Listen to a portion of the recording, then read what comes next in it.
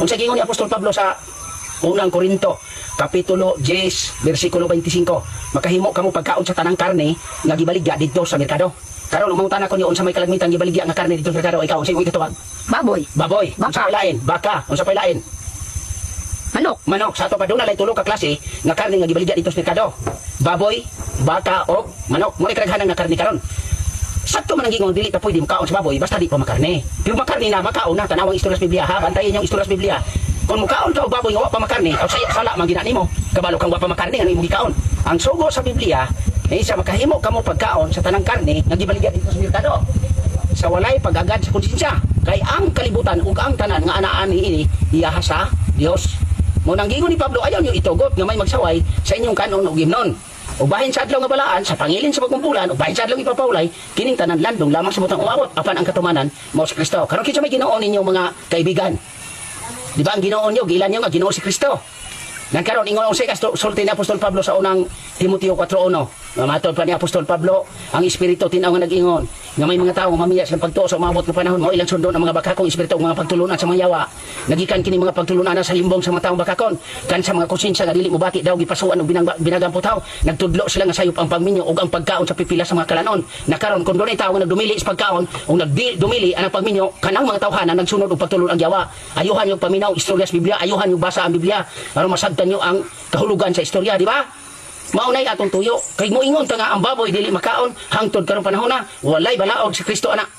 Kung moingon ka si Kristo ang may balaod karon si Kristo ang may katungod. Juan 1 versikulo 16 gikan sa naging hapin niyang grasya kitang tanan gitagaan sa walay puwas nga panalangin. Ang balaod gihatag sa Dios pinaagi kang Moises apan ang grasya ug ang kamatuoran miabot pinaagi kang Hesukristo. Sa ato pa ang kamatuoran ug grasya naa kang Kristo ang kang Moises wala. Nga naman basahon nato ang 7:19.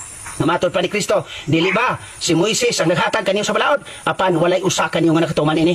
Klaro kayo nga balaod ditong Moises naghatag walay bisan usa nga nakatuman. Tanawa basaha ragon ninyo ang Mateo kapitulo 11 bersikulo 14 nga nag-ingon kay ang tanang propeta ug ang balaod ni Moises hangtod ra sa panahon ni Juan. Pag abot ni Juan ang kang Moises nga pamalaod wala na, kang Juan nga pamalaod ang sunod. Pag abot ni Kristo kang Kristo nga pamalaod dili basahon ang Juan kapitulo 3 bersikulo 30. Mao na ang balaod sa Ginoo. Ayaw na ninyo gibog-libog pag ayaw ang inyong nauna kay dunay mga dunay mga butang nga wala ug imong tan-awon ang Roma kapitulo 7 bersikulo 6 apan karon libre na kita sa balaod kay patay naman kita sa balaod nga kaniadto nagbilanggo kanato dili na ta mo alagad ubo sa daang balaod nga sinulat kun dili diha na ta sa espiritu. Ha? Udi na kuno mo agad. Kaya nga naman, sige yun sa imo anon. 7, 8, 18, busa ang karang tulumanon. Gisalikoy kini tungod kay huyang o walay hinungdan. Kaya ang balaod ni Moises dili makapahingpit. Giilisan kini usa ka mas may paglaong nga makapahidool kanato sa Dios. Tanawa ang 8 City sa Hebrohanon. Kung wala pay sayop ang una, wala kinahanglan ang ikaduha. Apa nakakaplag ang Dios ug kasaypanan sa bagong niya. Nagsingabot ang mga adlaw nga maghimo kog bagong kasabutan tali kanako og sa akong katawhan. Muna imong bantayan sa istorya diya sa Biblia.